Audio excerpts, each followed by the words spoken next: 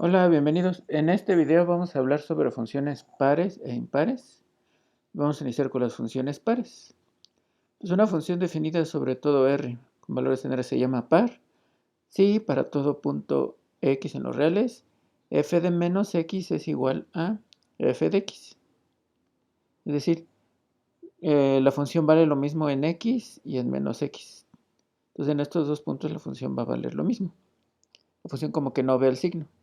No ve el signo de donde estoy evaluándolo. Entonces, por ejemplo, aquí hay una gráfica de una función par. Entonces, esta es esta que está aquí. Y la idea es que si agarro x y le pongo menos x, bueno, eso lo reflejo con respecto al eje de las y's a la hora de multiplicar por menos x. Lo que pasa es que la altura, f de menos x y f de x, esta tiene que ser la misma. Y eso pasa para cualquier punto que esté aquí. Si agarro otro x y lo reflejo, tiene que pasar lo mismo. Entonces, a la hora de hacer eso, la gráfica tiene que dibujarse, tiene que ser simétrica con respecto a este eje, ¿no? El eje de las y's. ¿Eso por qué? Porque simplemente pues cuando agarro un x y lo reflejo, lo que pasa es que esta distancia que está aquí va a ser la misma distancia que esta que está acá. Y cuando dibujo la función, la altura f de menos x, esta distancia que está aquí tiene que ser la misma que esta distancia que está acá. Entonces, si se fijan, tengo aquí unos cuadraditos, estos, utilizando el eje de las y's para partirlos a la mitad. Entonces esta distancia es la misma que esta es igual a esta. Entonces esta distancia tiene que ser lo mismo que esta.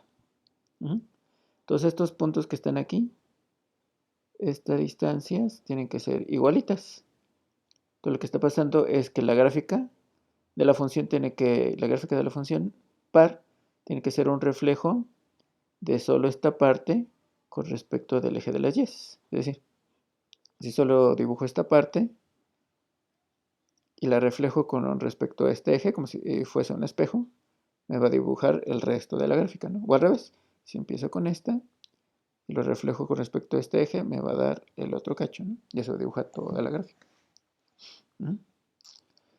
Entonces, las funciones pares eh, están definidas mediante esta condición eh, algebraica, pero si las pensamos geométricamente, las simetrías que tienen son con respecto al eje de las y's. Con respecto al eje y. Entonces, de hecho, una función va a ser par si y solo si su gráfica es simétrica con respecto al eje de las y. Esa es como la condición geométrica. Entonces, ejemplos, el valor absoluto, ¿no? Entonces, el valor absoluto y igual al valor absoluto de x. Ese está claro si uno dibuja la gráfica. Pues claramente es esta b a 45 grados. Y ya sea que lo veamos geométricamente, porque pues esto es simétrico con respecto al eje de las y, o lo hagamos algebraicamente, ¿no? Porque si yo le pongo un signo menos a la función, el valor absoluto, pues ese no ve el signo y me va a regresar lo mismo, ¿no? Entonces, esta es una función par. Otros ejemplos es, por ejemplo, y igual a x al cuadrado. Igual, esta función es simétrica con respecto al eje de las y. O si yo cambio x por menos x y le elevo al cuadrado, pues me queda x al cuadrado. Entonces también se satisface la condición esta de algebraica para que sea par. Entonces estas funciones también son pares. Estas también se pueden generalizar a una potencia, y igual a x a la p, para ciertas potencias p, no para todas, ¿no? Por ejemplo, cuando p es un entero par, como acá arriba, la función va a ser una función par, porque las gráficas de estas, las potencias pares, se van a ver, bueno, cuantitativamente se parecen como las parábolas, ¿no? Son algo así, más o menos. Entonces esto sería ya la cuarta, ¿no? Por ejemplo, y se van apachurrando más. Pero todas estas tienen la característica de que todas son simétricas con respecto a este eje, ¿no? El eje de las y. Para enteros impares eso ya no es cierto, porque por ejemplo la función de identidad, ¿no? La misma función de identidad que es y a la x simplemente, pues esa es una línea recta, sí. Y esta no es simétrica, ¿no? Con respecto al eje de las y. Entonces esa no es función par. Pero todas las potencias pares sí dan origen a funciones pares. Ahora vamos a ver las funciones impares. Entonces una función de RR se llama impar si para todo punto en R f de menos x es igual. Y aquí es como si la función sacara el signo menos f de x. ¿Mm? Si es que se saca porque este que está aquí aparece acá, ¿no? Entonces esta función de alguna forma sí está viendo el signo, ¿no? Y simplemente lo saca. Entonces vamos a ver esto, qué significa geométricamente, ¿no? Entonces, por ejemplo, aquí tenemos esta función, ¿no? Puede estar en cachos, no tiene por qué ser un solo cacho de la función, puede estar definida por trozos. Y para que la función sea impar, para que satisfaga esta condición, lo que debe pasar es que si me agarro un punto cualquiera en el dominio y lo reflejo, cualquier distancia, la altura que me dé la función del lado derecho, esta por ejemplo, tiene que ser la misma que esté del lado izquierdo, o sea, reflejada, pero con sentido contrario, es decir, con signo contrario, porque este signo menos aparece aquí. Entonces, si este tiene signo positivo, pues esta f tiene que ser de signo negativo. Simplemente por este menos. Entonces, lo que hace es que cualquier punto que esté aquí, me paro a la misma distancia, este lo reflejo.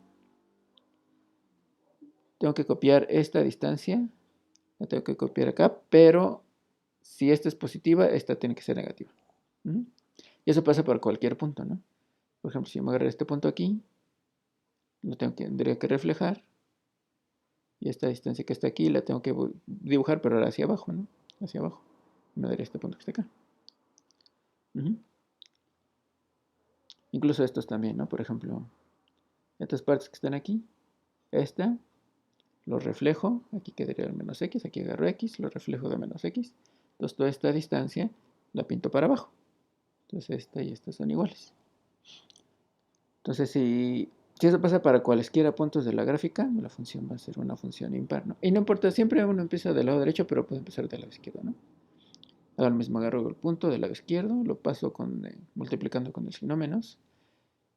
Y esta altura que está aquí debe ser esta que está acá, pero con signo contrario. Entonces, ¿qué pasa en estas? ¿Qué simetría se puede ver con respecto a este tipo de gráficas? Bueno, si notan, esta distancia que está aquí, esta pues es igual a esta, ¿no? Porque simplemente estoy reflejando x y lo multiplico por menos x. Y otra cosa que está pasando es que esta distancia que está aquí, de x a la altura dada por f de x, es la misma que está acá, ¿no? Son las mismas alturas, nomás que con direcciones contrarias, ¿no? Entonces lo que pasa es que puedo dibujar un triángulo, así. De la hipotenusa son los catetos opuestos, hipotenusa, catetos opuestos. ¿Y qué es lo que está pasando? Como tengo estos dos triángulos, rectángulos, y comparten los mismos lados, los rosas y los rojitos, esta hipotenusa pues tiene que valer lo mismo que esta. Entonces, ¿qué me está diciendo? Que este punto de la gráfica, este que está aquí, la distancia de este punto de la gráfica al origen es lo mismo que la distancia de este punto que está acá. Entonces, en resumen, ahí eso debe de pasar para cualquier otro punto, ¿no? Eso lo hice para este punto, pero el mismo procedimiento, el mismo argumento tendría que valer para cualquier otro punto, ¿no? Aquí yo agarré otro X aquí, lo reflejo para acá, y se vuelve a dibujar un triángulo, ¿no? Se vuelve a dibujar un triángulo, rectángulo aquí, aquí, y sería la misma razonamiento. La distancia de este puntito de la gráfica al origen, lo mismo del origen al punto ese que está acá. Entonces, lo que está diciendo es que la gráfica de la función, la azul, voy a borrar esto que se note un poquito más. Entonces, la gráfica de la función, que es este azul, leyendo tiene que ser simétrica, se dice ser simétrica con respecto a este punto, ¿no? A este puntito que está aquí, al origen. ¿Por qué? Porque lo único que hago, ¿cómo se obtiene la gráfica? ¿Eso qué quiere decir? Que puedo obtener la gráfica de la siguiente forma. Me agarro nada más un cacho de la gráfica, ya sea del lado derecho del eje de las Y o del lado izquierdo, no importa. Y ya que yo tenga uno de esos cachos, para dibujar el resto de la gráfica, lo único que hago es agarro un punto, cualquier punto de la gráfica, por ejemplo este, trazo una línea que pase por el origen, y la misma distancia de acá a acá, del punto al origen, la copio hacia acá. Y este sería el punto de la gráfica del lado izquierdo. Entonces empiezan a hacer eso para cualquier punto de la gráfica. Por ejemplo, este, ¿no? Agarro este punto, me desplazo aquí al origen, esa misma distancia la copio hacia abajo, y este donde llego, este punto debe ser el otro punto de la gráfica, ¿no? Y así van dibujando todos, incluso estos, ¿no? Estos que están aquí. Entonces aquí las simetrías son simétricas con respecto al origen. Entonces va a ser simétrica con respecto al origen.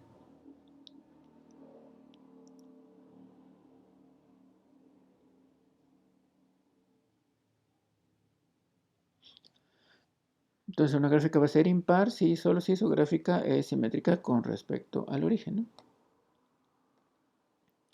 Una observación importante que cumple las funciones impares, que no cumplen las pares, es que para una función impar, f de 0 siempre tiene que ser 0, no puede ser otro valor. ¿Y eso por qué? Simplemente la definición. F de 0 es f de menos 0, y f de menos 0 es menos f de 0, porque aquí estoy usando que la función es impar. Recuerden, impar saca el signo. Entonces tengo un número que es f de 0 que es igual a su negativo, que es menos f de 0. Eso pasa solo si el número es 0, ¿no? Entonces, para las funciones impares, siempre pasa que la 0 tiene que dar al 0, ¿no? ¿No? Como aquí. Y eso se debe otra vez a las simetrías, ¿no? Como es simétrico con respecto al origen, pues el origen no se tiene que mover, ¿no? Cuando hago esta como reflexión. Entonces ese tiene que quedar fijo, ¿no? Que es esta condición que está aquí. Entonces ejemplos, la identidad. Entonces llego a la x. Ahí está claro, ¿no? Cualquier punto de la gráfica. Si agarro un punto aquí del lado derecho del eje de las y, para obtener el negativo, pues simplemente lo recorro con la misma distancia, pero en sentido contrario, a partir del origen. Y igual a x al cubo. También lo podemos checar algebraicamente cuando elevamos menos x al cubo. Cuando lo elevamos 3 veces, pues queda un número impar de menos, entonces queda menos x al cubo. Entonces queda f de menos x es igual a menos f. Entonces, es una función par también, impar. También se podría ver utilizando simetrías, porque cuando dibujan x al cubo se ve así, y va a cumplir estas simetrías, ¿no? De que agarro un punto aquí, me voy hacia el origen, y del origen viajo en la misma cantidad, pero en el sentido contrario, y a este punto donde le toca es el punto de la gráfica, ¿no? Y igual que antes también todas las potencias, cuando p es entero impar, todas esas van a dar ejemplos de funciones impares. Y en las gráficas pues, se van a ver algo así, ¿no? Dependiendo de la potencia que uno está agarrando. Pero todas van a ser todas estas van a dar origen a funciones impares. Está bien porque la potencia nos está diciendo qué tipo de funciones, ¿no? Par o impar. Entonces concuerda. Entonces un poquito más sobre las funciones, sobre los dominios de las funciones pares e impares. Entonces en principio definimos funciones pares e impares que tengan dominio todos los reales, ¿no? Con estas condiciones. Aquí no va menos. Entonces esto sería función par y esto sería función impar, ¿no? Cuando saca el signo menos. Pero no es necesario definirlas sobre todos los reales. Se pueden definir funciones pares e impares, nomás sobre dominios que satisfagan pues, la condición de que, ¿qué es lo que necesita? Significa que si yo me agarro un punto x, el menos x también tiene que estar en el dominio de la función. Es decir, si D es el dominio de una función par, debe de cumplir que si me agarro un punto en D, entonces menos x también tiene que estar en D. Entonces deben de satisfacer esta condición. Entonces, si tienen un dominio de subconjunto de los reales y se desfase esta condición, ahí también se pueden definir funciones pares e impares, ¿no? Por ejemplo, bueno, todo R, ¿no? Se desfase esta condición. Pero algo más general, podría ser pues el intervalo que va de menos 2 a menos 1, el intervalo que va de 1 a 2, ¿no? 2. Que sea mi D.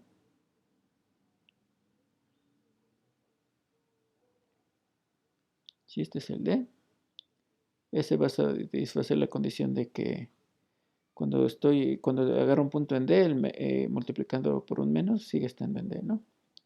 Que se fijan se pueden empezar como dominios que son simétricos con respecto al origen. Porque lo mismo que se dibuja del lado derecho, se dibuja del lado izquierdo. Bueno, en otras palabras, si yo sé cuál es el dominio de a la derecha del 0, para obtener el D completo, que es asimétrico con respecto al origen, simplemente lo reflejo. Y eso ya me da todo el dominio D, ¿no? Entonces aquí, ojo, D sería todo, ¿no? D sería todo este rosa. Porque quiero que satisfaga esta condición. De que sea cerrado, digamos, cuando multiplico por menos, ¿no? Eso quiere decir que cuando reflejo con respecto al 0, cuando lo reflejo así como si fuese un espejo, tiene que quedar igual, tiene que quedar exactamente igual. Bien, entonces esto lleva un poco porque ahora con esta observación de cómo tienen que ser los dominios para funciones pares e impares, se pueden definir extensiones de funciones pares e impares. ¿Cómo? Digamos que iniciamos con un dominio que esté contenido en la parte no negativa, ¿no? De 0 hasta infinito. Si uno empieza con este dominio aquí, uno puede extender, y una función, uno puede extender la función de tal forma que la extensión sea una función par. ¿Eso qué quiere decir? Entonces, digamos que tengo mi función f, voy a crear una nueva función f tilde a partir de la f, de la siguiente forma. El dominio va a estar dado por d unión menos d. ¿Eso qué quiere decir? Yo empecé con d del lado derecho, ahora multiplico a cada punto de aquí, le pongo signo menos para que me dibuje esta parte, y junto todo. Junto con este es el nuevo dominio de la función f tilde, ¿no? La ventaja que tiene es que ya satisface la condición para poder definir funciones pares e impares. No es simétrico con respecto al origen. Y ahora, ¿cómo defino la f tilde? Bueno, del lado derecho ahí si no le hago nada, esa es la f. Cuando x está en d, la función ahí vale lo mismo, ¿no? Pero cuando x está en menos d, cuando me agarro un punto aquí, ¿qué es lo que hago? Primero lo multiplico por menos, eso me lo va a mandar a un punto aquí en d. Y ese punto en d, aquí ya la función f original está definida, entonces ahí le aplico la f de menos x. Y esta función que está aquí, si notan, va a ser simétrica con respecto al eje de las y. ¿Por qué? Porque simplemente lo que estoy haciendo es, me agarro, aquí voy a poner un ejemplo, ¿no? Me agarro la función del lado derecho, ¿no? Esa sería esta función original, la f con su d. Este sería el d. Y aquí está la f, ¿no? A la hora de hacer esto, lo único que estoy diciendo es, copias el d del lado izquierdo así, y estos valores simplemente van a ser los mismos que están acá, más que del otro lado, ¿no? Entonces, de hecho, para completar este dibujito, lo único que tendría que hacer es pues copiar esta parte de la gráfica del lado izquierdo. Entonces sería así, así. Bueno, pero también son líneas rectas. Que quede bien, así, así y así. Lo único que estoy haciendo geométricamente es, yo tenía solo esta parte, esa es la f, y lo único que hice fue reflejarla, ¿no? Y ya todo junto, toda esta nueva función, aunque sean dos cachos, pero toda esta función, esa ya es f tilde, y esa es pues la extensión par de esta función con la que yo pensé, ¿no? Simplemente es reflejarla. Ahora vamos con extensiones pares, ¿no? En extensiones, no, perdón, este es impar.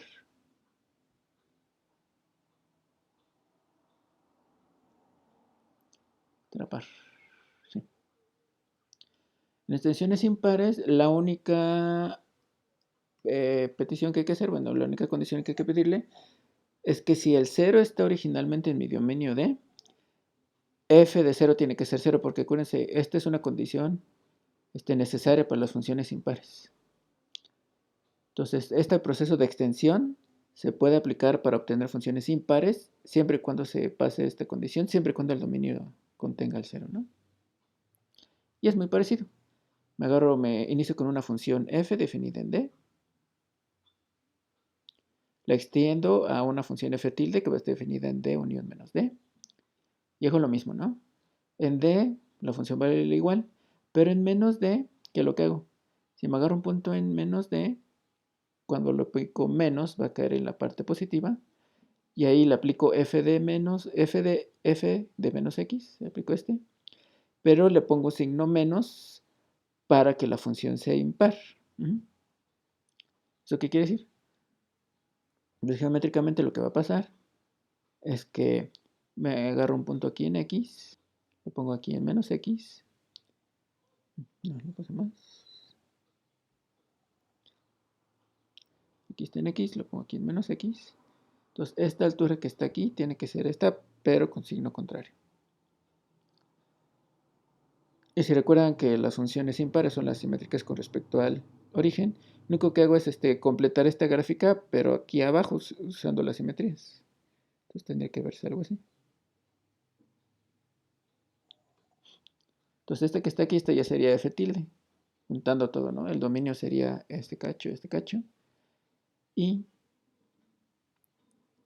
la gráfica sería toda esa, ¿no? Que va a ser simétrica con respecto al origen. Vamos para terminar por ejemplo, si mi función original f pasara por el origen, tendría yo que pedir que aquí fuese 0. Acuérdense, esa es la condición para poder extenderla para que sea función par. Y de nuevo, aquí simplemente copio esta hacia abajo, ¿no? Utilizando la simetría con respecto al origen. Entonces aquí tendré que yo hacer algo así.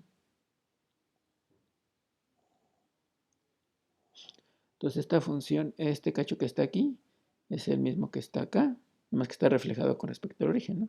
Haciendo este proceso de me agarro este punto, y me agarro un punto en la gráfica, lo conecto con el origen y viajo la misma cantidad hacia el otro lado, ¿no? Y eso me da los puntos del lado izquierdo. Y esta sería la extensión impar en este caso.